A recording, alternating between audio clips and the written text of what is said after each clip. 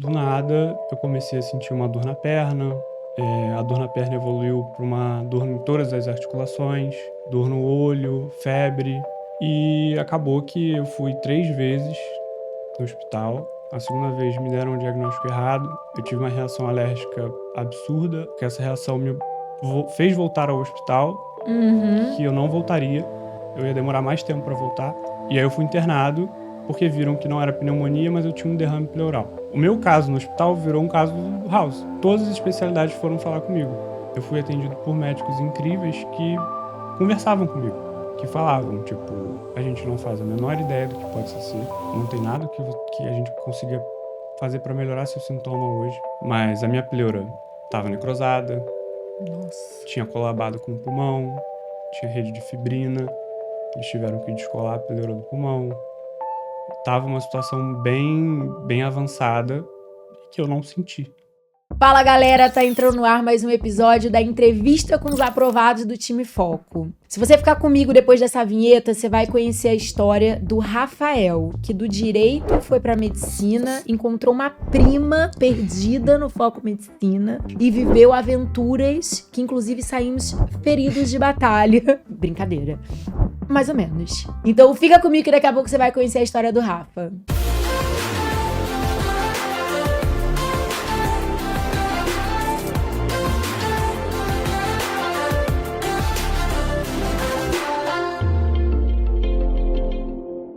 Com vocês, Rafael Giri. Está nervoso, meu filho? Eu confesso que um pouco. Então vamos começar a história dos ferimentos de batalha. Mostra o seu que eu mostro o meu. Esse aqui é recente, mas tem outros escondidos. Meu Deus, a batalha foi feroz. Foi muito. Battle stations, activate shields. Então temos que falar da batalha do seu ano de vinda pro Foco. Como você descobriu sua prima, que inclusive foi aprovada também junto com você, mas te traiu. Me traiu. Ela ia pra Última UFRJ, hora. no último minuto decidiu ficar na UERJ. Ela quis representatividade da família Giri em muitas universidades de medicina. E essa história do direito, como assim? Como assim? Não, tem muita coisa pra você contar. Vai, começa da onde você quiser. Você que manda aqui. Vai começar por onde essa história? Quando eu era criancinha... Eu acho que é melhor começar do foco e depois a gente vai voltando, Então que tá. é mais produtivo. Então vai, bora. Então, eu entrei no Foco no início do ano passado, início de 2023, e eu já entrei sabendo que o curso tinha vários benefícios que me atraíam muito. Tanto a seriedade do trabalho com o sonho das pessoas, como também a cobrança. Cobrança no bom sentido de que vocês dão todas as ferramentas e parte da gente transformar isso em resultado. E vocês cobram só que a gente faça o processo da melhor maneira que a gente possa. Não é uma cobrança de a gente tem que performar, a gente tem que ser o melhor no que a gente está fazendo. É mais o que a gente pode deixar ali na prova, o que a gente pode dar no ano, é o que vocês esperam que a gente faça. Eu acho que eu entrei sabendo tudo isso e foi uma decisão muito consciente, porque eu saí do meu cursinho anterior e no ano anterior foi o ano que eu saí do meu trabalho, que eu larguei um emprego muito estável, por sinal, e decidi arriscar as coisas na medicina. E tive, acho que 6 ou 7 meses realmente de preparação para o vestibular. E eu já saí sabendo que não ia dar aquele ano. Tinha tido um número de acertos bons, mas o meu TRI foi muito ruim. E antes mesmo de sair do TRI, eu já falei, eu quero fazer o Foco, porque eu acho que lá vai ser o lugar que eu consigo alcançar o meu objetivo. E eu já entrei com essa cabeça, né? Eu acho que isso facilita o processo, mesmo tendo sido um processo muito difícil. Facilitou muito a questão de me adaptar ao ritmo de vocês, que é um ritmo puxado. Eu acho que tem um facilitador que eu vejo muito, inclusive em alunos que têm uma trajetória em comum, porque eu acho que a gente já tá na 10ª temporada de entrevistas, né? São muitos anos trabalhando exclusivamente com vestibulando de medicina, em alta performance, que é o trabalho que a gente faz aqui, conhecendo histórias das mais diversas, né? E com as entrevistas, a gente vai, às vezes eu descubro coisas, nuances da vida de vocês que vocês nunca tinham me contado enquanto alunos. Coisas que aparecem depois, né? Sim. Então, eu sempre fico tentando encontrar pontos coincidentes nas histórias. E um dos pontos que eu observo muito nesse perfil de aluno, que muitas vezes vem de outra graduação, um aluno que se reencontrou com o sonho da medicina já um pouco mais velho, que muitas vezes a pessoa vem muito receosa, né? Olhando só para os pontos de desvantagem. Eu já tô mais velho, eu tô mais tempo sem estudar tal coisa, a galera novinha, tá fresquinha, acabou de sair da escola, e bababá. E eu falo, tá, isso é um ponto. Mas em compensação,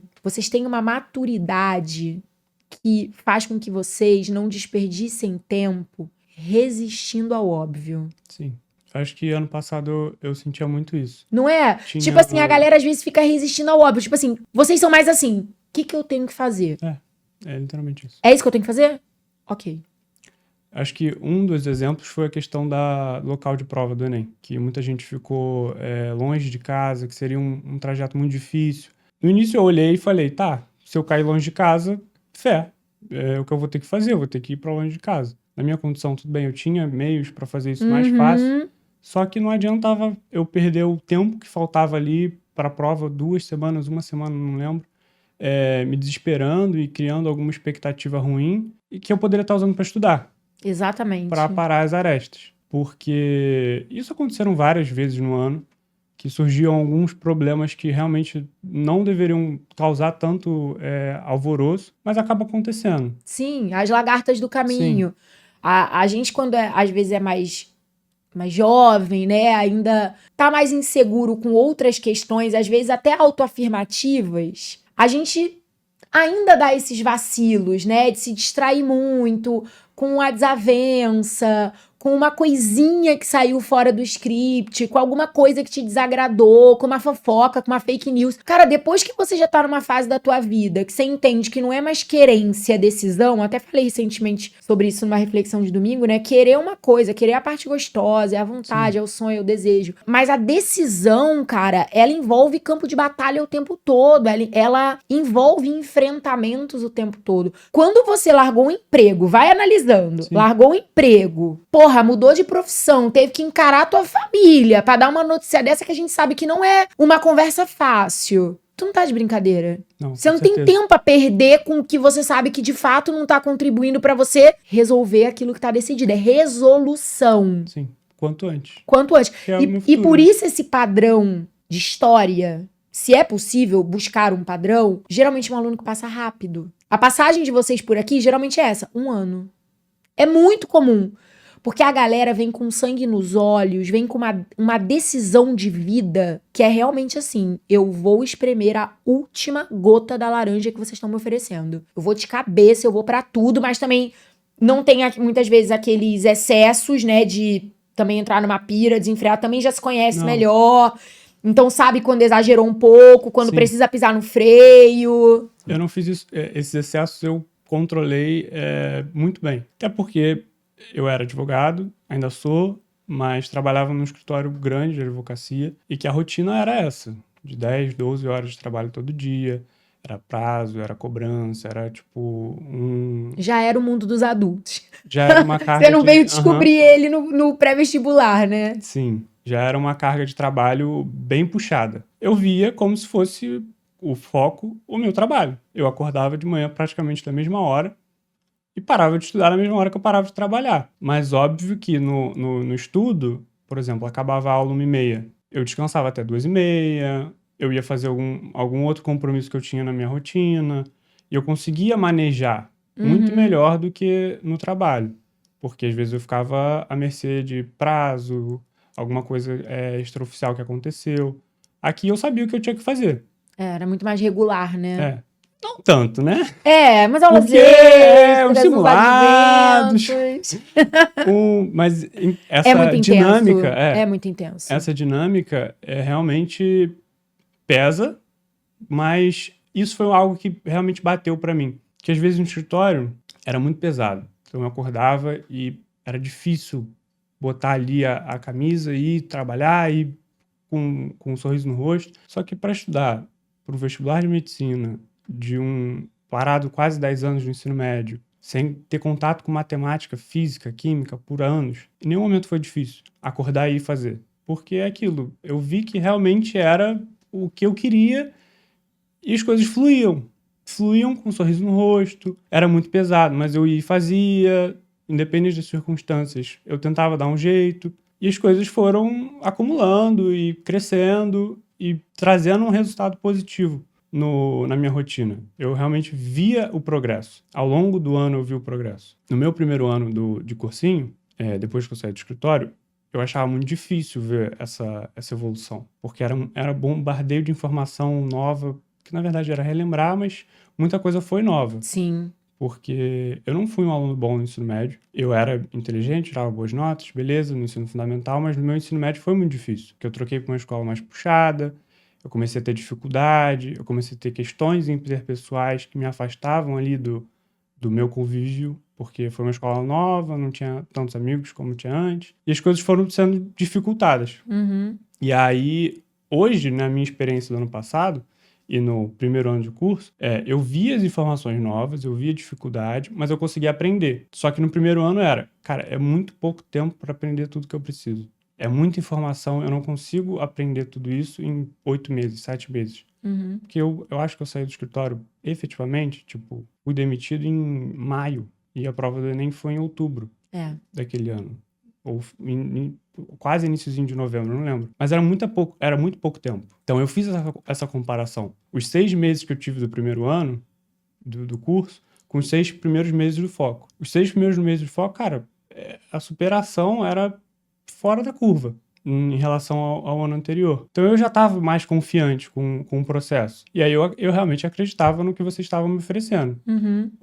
Em nenhum momento eu duvidei. Sempre falei, cara, eles estão nisso há mais de 10 anos, eles sabem do que eles estão fazendo, não adianta eu ficar duvidando do conteúdo, duvidando do porquê que eles estão pedindo para eu fazer isso. Eu só tenho que fazer. Fazer e tentar entender o que não está dando certo ao longo do caminho. Uhum. Porque eu também tenho essa noção de que o aprendizado é individual. Cada um aprende do seu jeito. Eu acho que ter noção disso também ajuda muito encurtar o processo. E Rafa, como é que começou a tua história em termos de decisão profissional? Agora, voltando um pouquinho lá atrás, a medicina já tinha aparecido como sonho, desejo, lá na época do ensino médio, ou foi uma coisa que realmente veio depois? Não, já. No primeiro ano do ensino médio, eu era, na época, atleta federado de basquete. No momento, realmente era um objetivo virar profissional no basquete, mas eu vi que as coisas não estavam se encaminhando, eu estava tendo mais dificuldade, e comecei a pensar no que eu ia fazer da minha vida. E aí, no final do ano, meu pai teve uma doença misteriosa, que ele passou quase 2 meses indo e voltando de médico, todos os exames davam negativo, nenhum médico sabia o que era, foi citado como possível doença câncer, hepatite, as mais diversas hepatites, até leucemia foi cogitado e nada dava positivo. E ele não conseguia sair da cama, ele tinha perdido muito peso, estava magro, não conseguia se manter em pé. E eu carregando ele para os hospitais, para os médicos e vendo aquela rotina. E nesse momento me pesou muito, no sentido de eu não quero passar minha vida sem ter a oportunidade de ajudar alguém a não sentir o que eu estou sentindo agora. Esse era o meu sentimento naquele momento. Eu sabia das condições ali de aprendizado que eu tinha. Eu estudei minha vida toda num colégio que era fraco para termos de vestibular. E eu cheguei para ele depois que passou essa condição e ele melhorou do nada. Um dia ele só acordou bem e vida pra frente, a gente nunca mais descobriu o que foi. Meu Deus. Só passou. Eu cheguei pra ele e falei, pai, eu realmente quero fazer faculdade de medicina, eu quero ter a chance de fazer isso, mas eu preciso de uma escola boa. Eu preciso ter as ferramentas necessárias para passar. Meu pai passou dificuldade para pagar o curso, foram 2 anos muito difíceis e essas dificuldades emocionais afloraram. Era uma época que o diálogo era muito difícil em casa, que a gente tinha muita coisa a melhorar e que foi melhorando ao longo dos anos. Mas eu vi logo que eu entrei que eu estava muito atrás das pessoas que iam fazer faculdade de medicina e estavam ali na minha turma.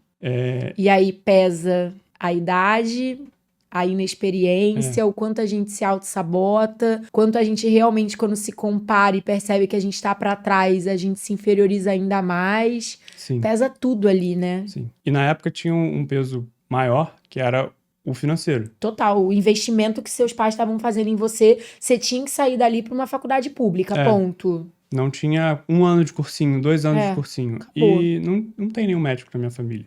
A noção de que passar direto da escola é muito difícil, é um caso muito raro, não existia. Uhum. Então, foi um desafio. E eu comecei a pensar em várias possibilidades, mas muitas dessas possibilidades eram também fugas da minha realidade. Era tipo, o que eu gosto hoje que me faz bem dentro de um ambiente que tá me deixando mal, que tá me jogando para trás? Como que eu posso fazer com que isso tenha algum valor positivo? Aí eu pensei em várias coisas, publicidade, cinema, direito, vários cursos na área de humanas, porque na época eu achava que realmente era a minha área. Acabou que eu fiz o vestibular na época, tive uma nota boa, botei no primeiro semestre para comunicação social na UFRJ, não passei. E aí no segundo semestre eu fui estudar listas de espera. Vou estudar nota de corte, sozinho. Na época ninguém falava sobre isso. Não tinha o relatório SISU, Imagina. Foco Medicina Nossa. para as outras faculdades. E aí eu vi que eu passava para direito na UF. Passava para direito na UFRJ também, mas como eu acabei conhecendo o pessoal da UF durante o ano,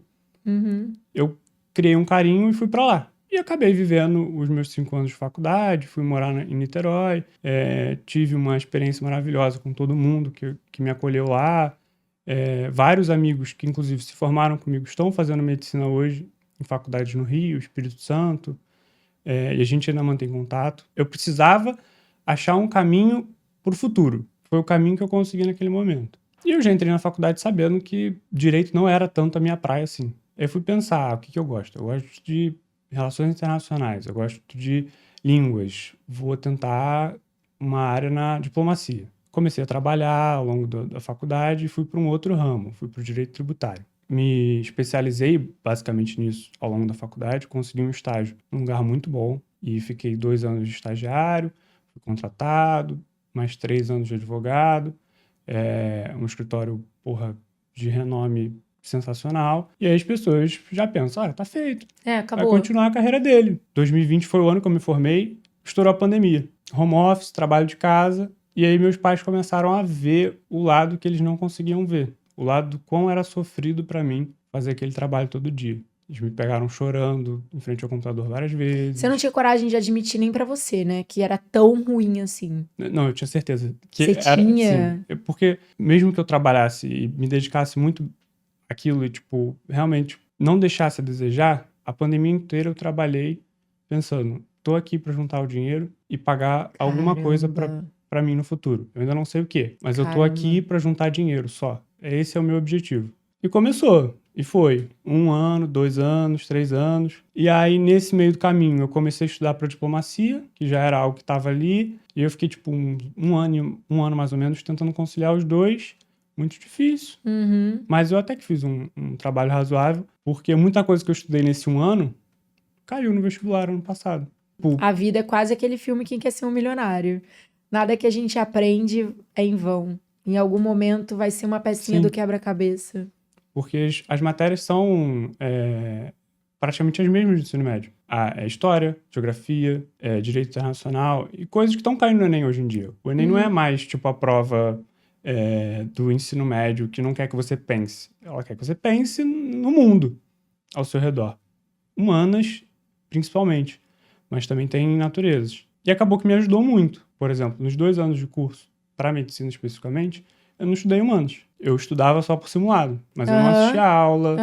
Eu usava esse tempo para aprender matemática, física, química, biologia, que eram realmente áreas que eu estava mais defasado. Mas aí, nesse 1 ano aí de estudo para diplomacia, eu meio que me toquei que eu ia acabar no mesmo lugar. Atrás de uma tela de computador, resolvendo questões burocráticas, resolvendo questões que não me envolviam como pessoa. Até certo ponto eu poderia me destacar, mas eu ia atingir uma zona de conforto e eu não ia ser quem eu poderia realmente ser se eu tivesse no lugar que meu coração manda. E aí eu voltei e pensei o que eu queria no passado que eu não fiz. E aí começa as mudanças no pensamento, na família, no diálogo. As coisas começaram a surtir efeito, porque eu lembro que eu vi, voltando para casa um dia, tinha a prova da Unigran Rio aberta. Falei, sem estudar um dia. Falei, cara, vou fazer. Aí me inscrevi, prova era online, fui fazer a prova, passei, sem estudar um dia. Passei para a Unigran Rio particular, mas eu sabia que não era a realidade, que não era o que eu queria também. Não adianta nada eu trabalhar, 3 anos para juntar dinheiro, para chegar e querer gastar tanto dinheiro assim, tendo a opção de me dedicar mais um pouquinho para tentar algo que realmente faça sentido para minha realidade. E aí eu falei para meus pais, eu quero fazer medicina. Passei para essa faculdade, mas eu não quero isso, eu quero realmente tentar uma pública. E aí minha mãe teve a dificuldade dela em aceitar. Eu lembro até hoje que no final de semana foi as fotos da minha formatura de Direito. A gente foi lá para Niterói, é no MAC, igual a de Medicina mesmo. E aí minha mãe alugou um amigo meu e ficou horas conversando com ele, tentando fazer com que ele me convencesse a não fazer isso. Por horas ela ficou falando. E aí meu amigo, curiosamente, tem uma irmã, também desistiu de uma faculdade e foi fazer medicina, e hoje está muito bem. E aí ele começou a falar, não... Aí no final quem saiu convencida foi ela. Um pouco. Ainda faltou alguns processos aí. Mas aí eu lembro que nesse ano, a prova da UERJ era exame único, era em março. E aí eu peguei dezembro até março para estudar, conciliando com o trabalho. E comecei, fazendo o que eu conseguia. Aí eu comprei curso online de não sei quem, de não sei o que lá, fui juntando vários professores diferentes e fui vendo. O que aconteceu foi que chegou em março, eu fui fazer a prova da UERJ e eu tirei 41, eu acho. E aí eu saí da prova e falei, não dá, eu tenho que escolher. Ou eu me dedico ao vestibular, ou eu fico no escritório e mantenho a minha vida, do jeito que ela tá. No dia seguinte, eu cheguei no escritório, passou o dia e eu fui pedir demissão. Logo no dia seguinte da UERJ. Meus pais tinham viajado, estavam fora do Rio, estavam só sabendo notícia pelo celular. Foi uma decisão muito difícil, porque a gente tinha acabado de voltar pro presencial. Então, eu tava revendo pessoas que estavam ali na minha vida já há 5 anos, trabalhando junto, 12 horas por dia, todo dia. E é pesado você tomar essa decisão, abrir mão disso, abrir mão de um salário, abrir mão de plano de saúde, ter que começar a pagar esse plano de saúde. Aí vem a cobrança financeira a parte dos meus pais, de você tem que passar logo, não sei o quê. Mas foi muito menor do que no terceiro ano. E aí eu falei pra eles, olha, vou pagar o meu cursinho esse ano, com o dinheiro que eu guardei, vou estudar, vou ver o que dá. E foi. O ano aconteceu, no final do ano chegou o resultado, realmente passei perto, mais longe do que eu gostaria. Naquele ano, daria pra ter passado na UERJ, por causa do exame único. Eu fiquei com 3 questões atrás, 3 questões de biologia, que eu errei. Que trauma. Que trauma. E errei porque uma eu realmente não sabia, a de AP10 ali foi embora, mas as outras 2 foi porque eu cismei com a questão. Eu fiquei cara, não pode ser só isso.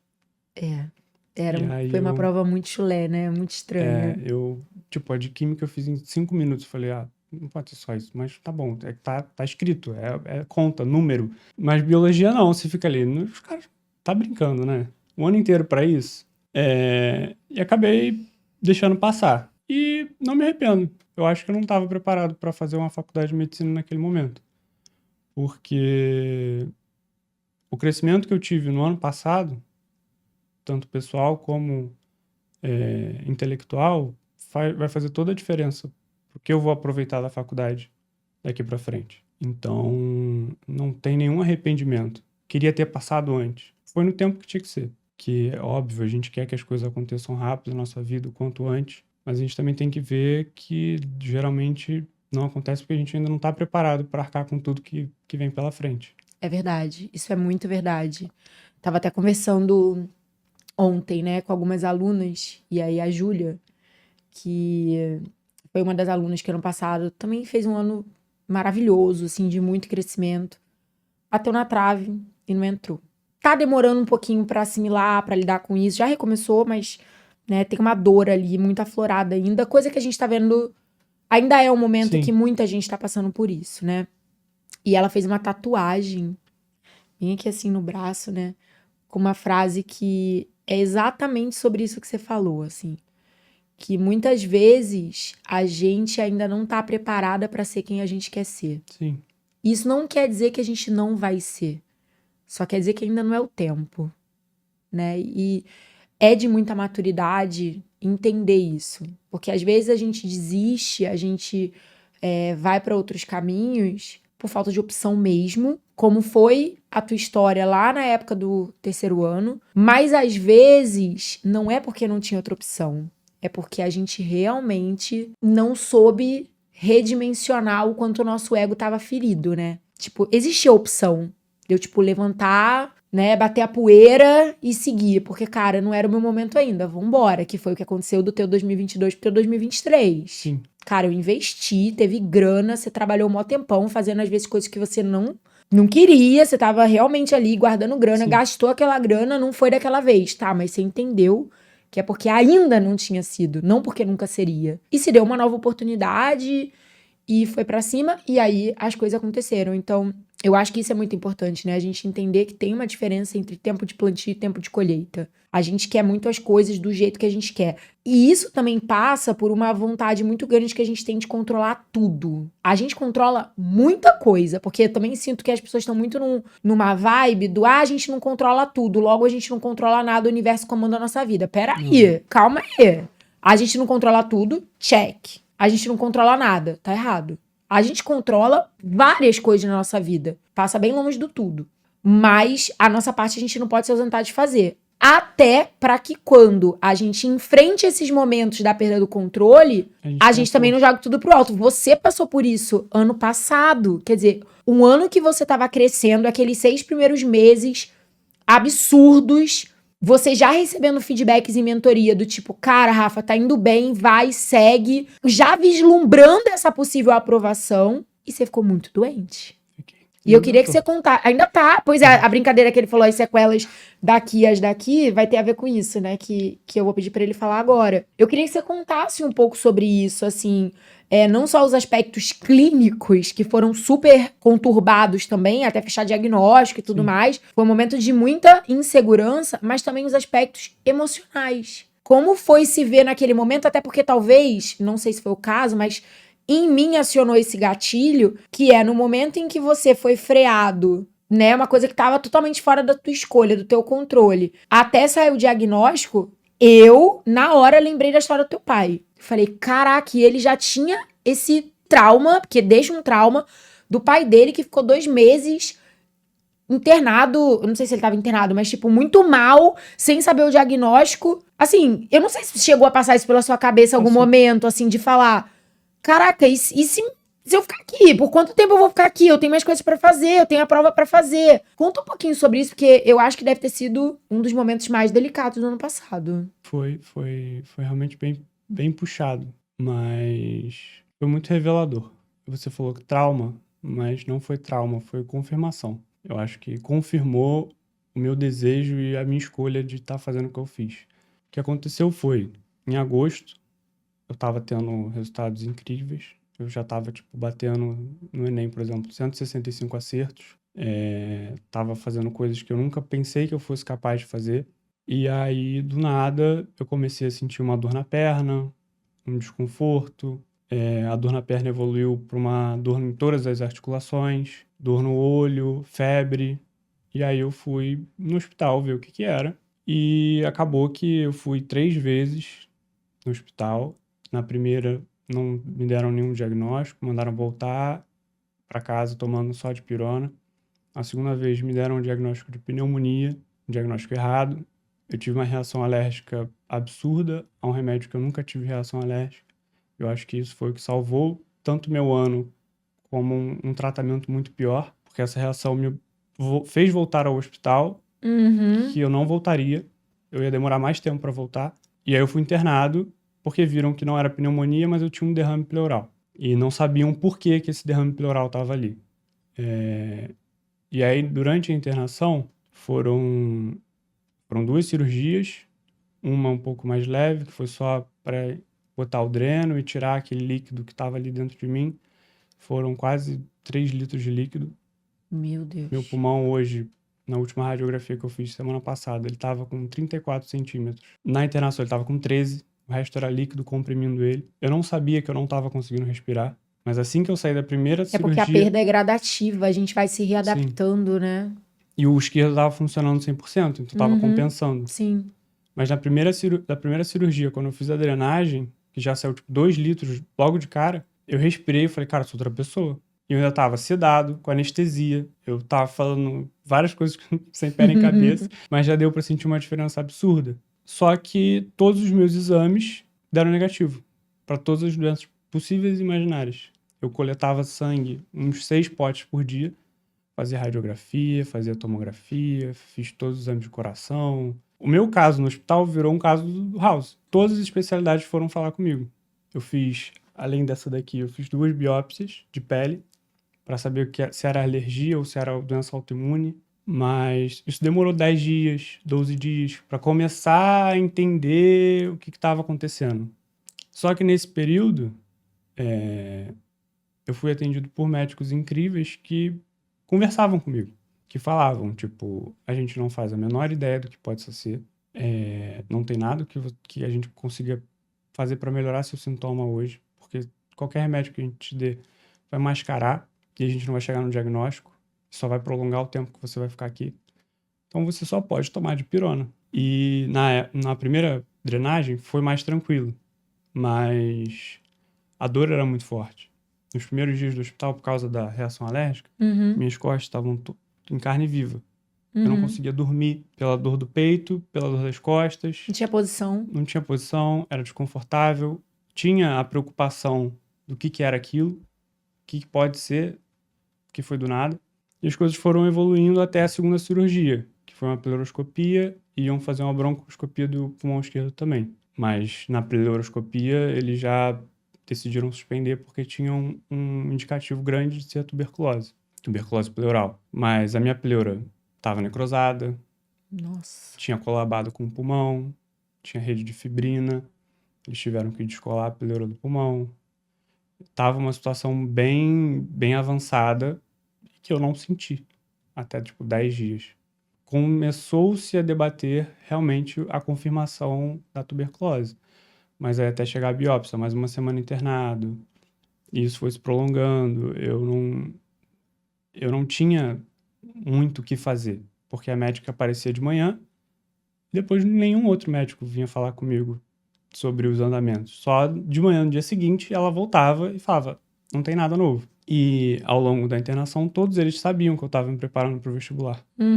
Chegou até um momento que eles faziam com que o ambiente ali fosse um pouco mais fácil para eu estudar. Tiveram simulados que eu fiz no hospital, internado. Eu avisava, elas pediam para ninguém entrar no quarto. Elas preparavam uma mesa específica que eu conseguisse ficar com dreno, porque eu fiquei com dreno no pulmão praticamente esse tempo todo, para que eu conseguisse deixar o dreno de um lado, do meu lado, com a mangueirinha pendurada, mas fazendo. Então, foi um cuidado, foi uma atenção especial e que, de novo, voltou a história do meu pai, mas voltou como confirmação, não como trauma. Sim. E é muito... Para mim, foi muito emocionante, porque ao longo do ano, vendo esse resultado, para os meus pais e para minha psicóloga, eu já falava, esse ano eu vou passar. Eu só não passo se acontecer alguma coisa que não seja relacionada a conteúdo. Se acontecer alguma coisa na minha vida que me impeça de fazer a prova do jeito que deveria ser feita. E aconteceu. E nem isso te parou. Não, mas essa é a parte que me emociona mais, porque aconteceu um mês antes. Podia ter acontecido na semana. Exatamente. E assim, é quando eu realmente falo, cara, não tem como não dar certo. O que eu já estava prevendo que poderia acontecer, que eu já estava preparado, aconteceu antes. Veio antes. Então, eu realmente tenho que fazer o meu máximo para na hora... Quanto tempo ao todo, Rafa? Isso começou em agosto. Final de agosto, a última semana de agosto, já comecei a ter sintoma. Mas eu fiquei com febre um mês inteiro, sem conseguir dormir direito. Eu perdi 10 quilos. Eu não estava percebendo que eu estava perdendo peso. Mas eu saí do hospital dia 19 de setembro. Meu Deus. E comecei o tratamento da tuberculose pelo SUS dia 20 de setembro. E vou terminar o tratamento agora no final de março. São 6 meses. Ao longo desse tempo, eu lidei com os colaterais do remédio. A minha pleura só foi ficar totalmente recuperada agora, mês passado. Eu não podia fazer exercício físico, nenhum tipo. Então, exercício físico sempre foi minha válvula de escape. Não tinha essa válvula. Teve a semana anterior do Enem, eu quase surtei. E eu falei, não quero nem saber. Pode estourar meu pulmão, eu vou fazer exercício. E fui, porque não dava. Eu tava surtando, eu não sabia como, diminuir o estresse. Eu não sei como diminuir o estresse de outra forma.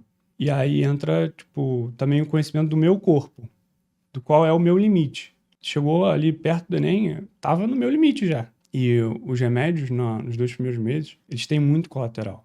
Era enjoo, uma náusea que não me deixava pensar, não me deixava prestar atenção nas coisas. E eu tive que meio que entender como que eu poderia fazer a prova com isso tudo, levando isso pro jogo. Vou mudar a dose do remédio para noite, vou tentar tomar de tarde, o que faz sentido. Conversando com os médicos, sempre tentando entender o que podia, o que não podia se fazer. E as coisas foram se encaixando, mas foram mais complicadas do que se fosse, por exemplo, hoje, que eu já estou me sentindo bem melhor, eu já tenho uma clareza de pensamento, que depois de um tempo as coisas ficavam meio emboladas.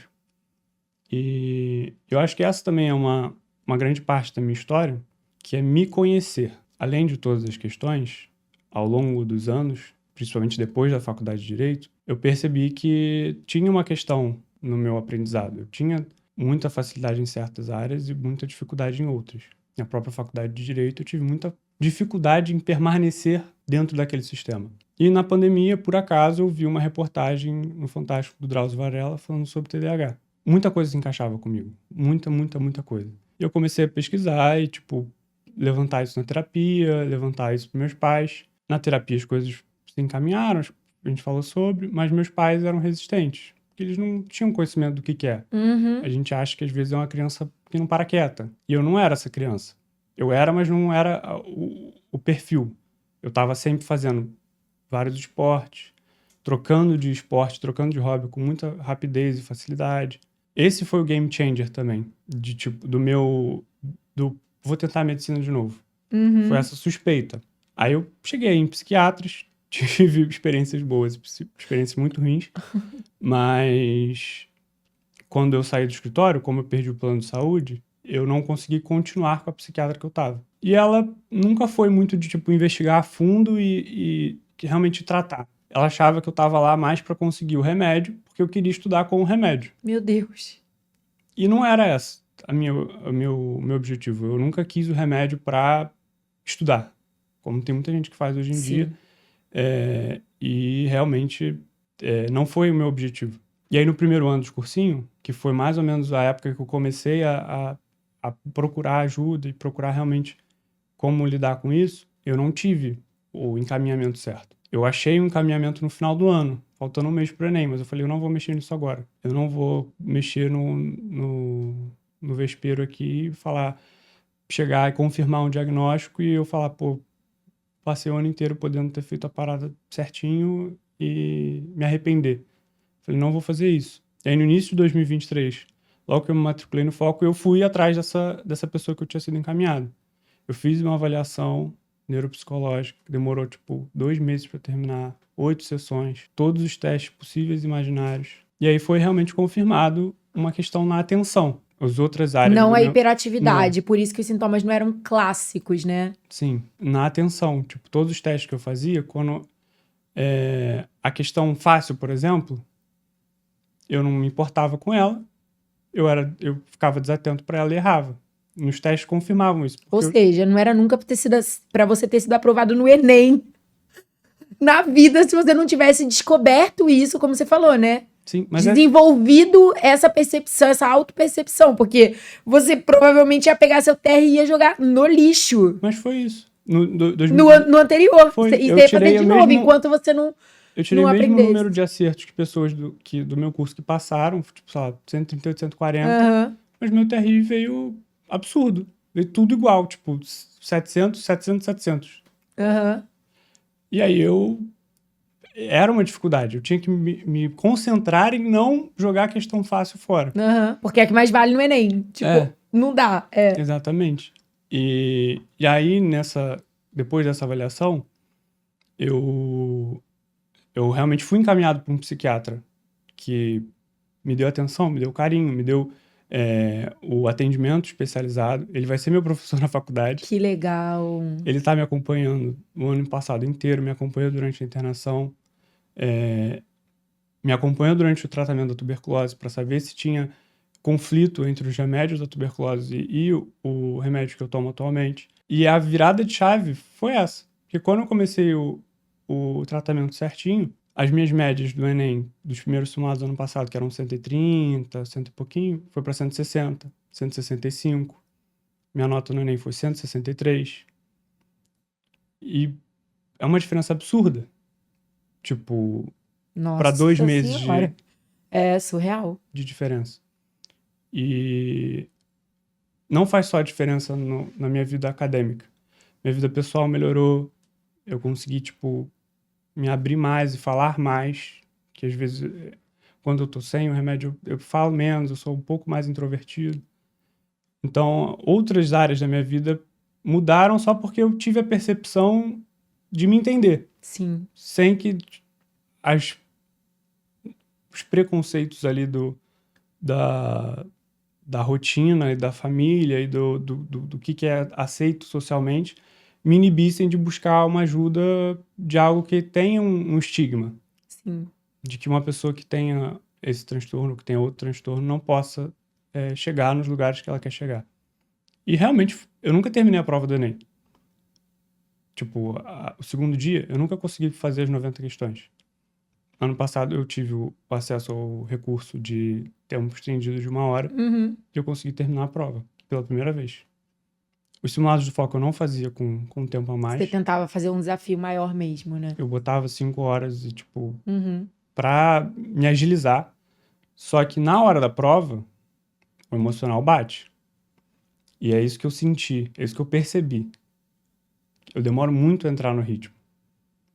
Eu fico ali no início da prova batendo cabeça. E aí, por conta do tempo estendido, eu consegui terminar, porque o meu início é lento, mas depois eu engreno. Aham. E aí foi o que realmente fez toda a diferença. Porque no primeiro dia também. Eu acho que eu terminei a redação faltando 20 minutos para acabar o tempo estendido. E eu saí de lá exausto. 7 horas da noite. Eu cheguei em casa, minha mãe achou que eu tinha sido massacrado.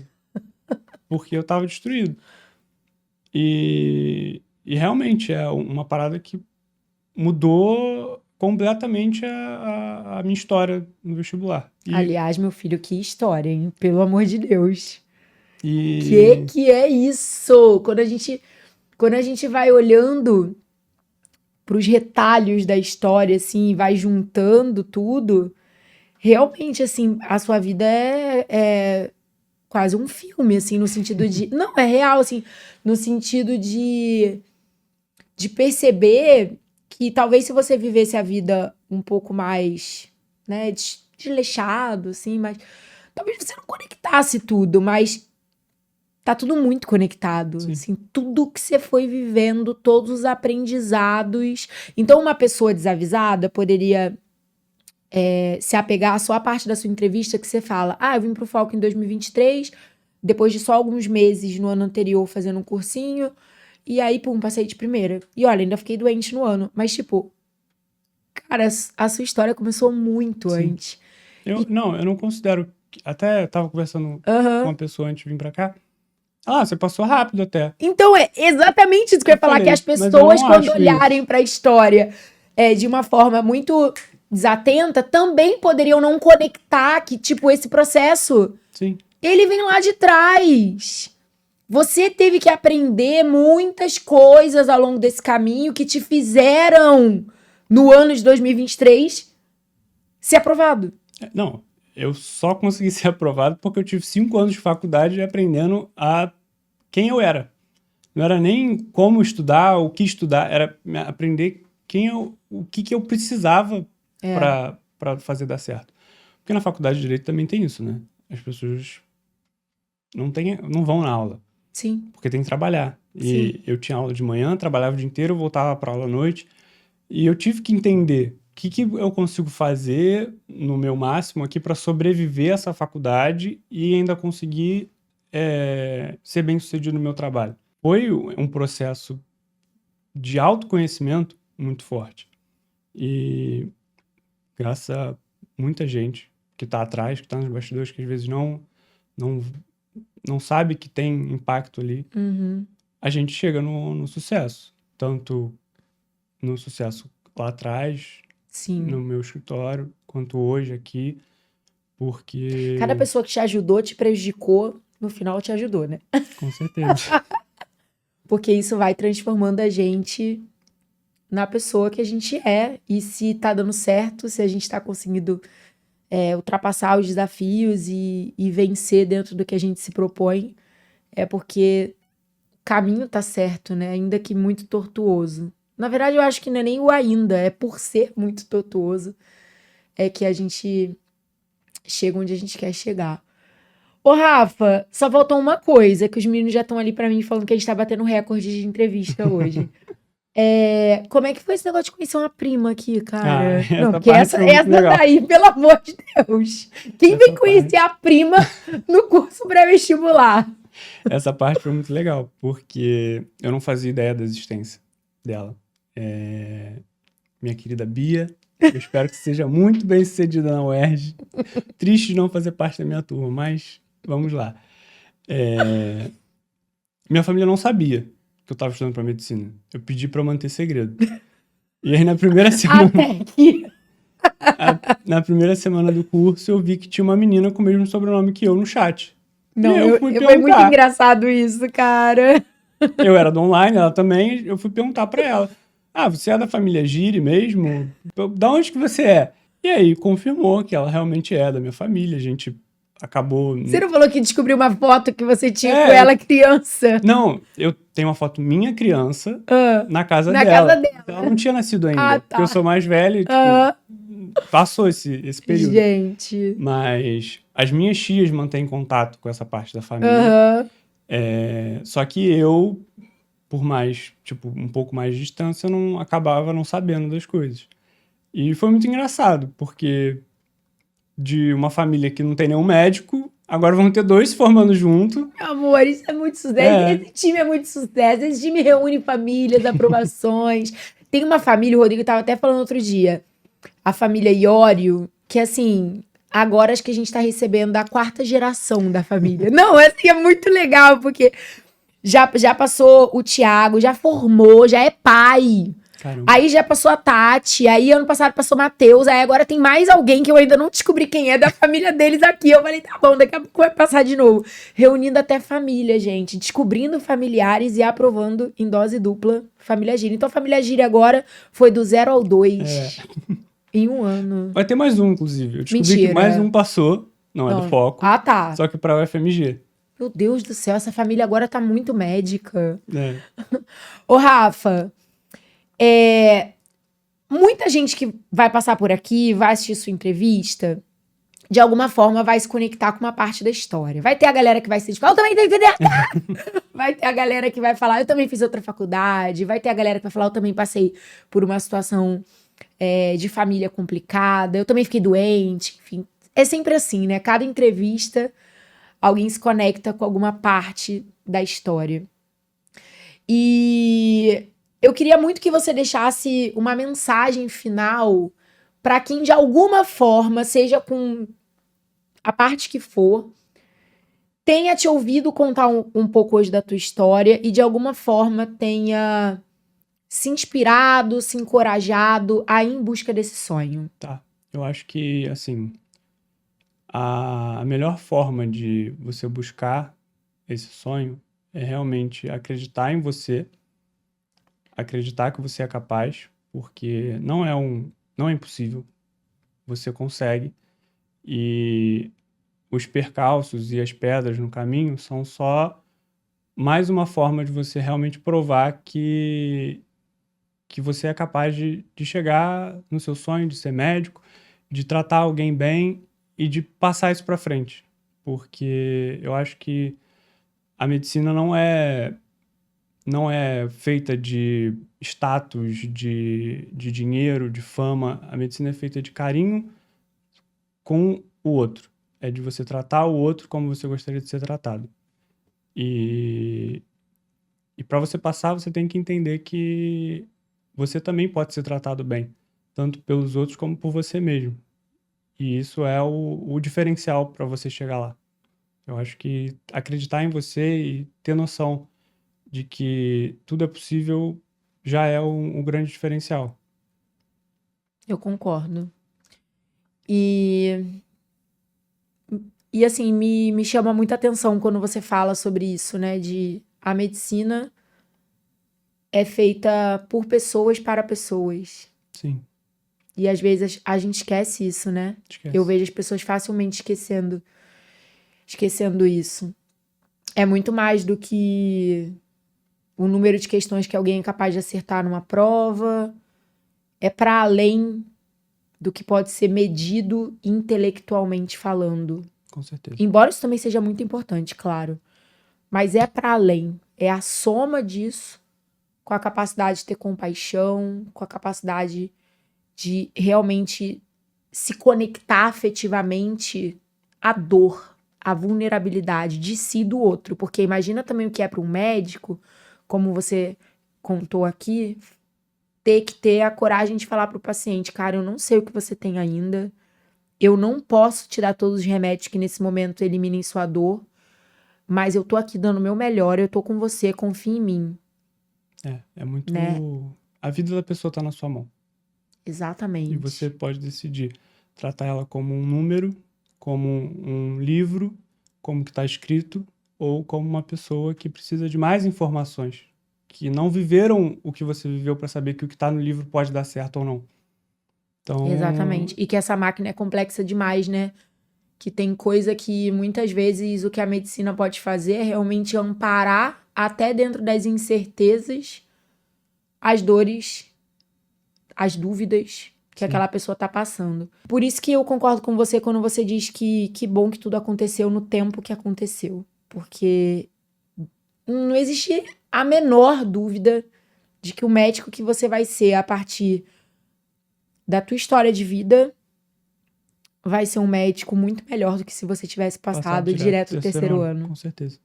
Faz Né? total diferença. Na tua vida, isso é muito sensível. Ou te ouvir falar é ter muito essa certeza, né? De que tinha que ser agora, você tinha que ter passado por tudo isso. Você passou como o paciente, você passou como família de paciente. Você, cara, viveu isso em tantas camadas que o dia que eu chegar no hospital com um filho, com uma mãe, comigo mesma e for você no plantão, cara, eu vou ficar muito aliviada.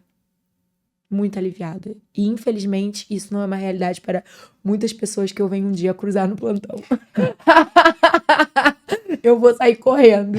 Mas eu vou ficar muito feliz de encontrar pessoas como você, né? Que eu sei que vão estudar pra caramba na faculdade, vão ser nerds, vão ser intelectualmente brilhantes, mas que vão ser muito, muito humanas também, muito coração.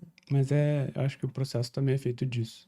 De você agradecer, e é aqui que eu também deixo o meu agradecimento público para você e para toda a equipe, para o Júlio, para o Rodrigo, para o Matheus que está aqui atrás da câmera. Eu acho que a gente tem que ter uma rede de apoio. E vocês foram uma grande parte da minha rede de apoio. Vocês fizeram com que isso desse certo, tirando várias preocupações que eu tinha na cabeça. O processo estava pensado, eu só precisava ir lá e fazer, e dar o meu melhor.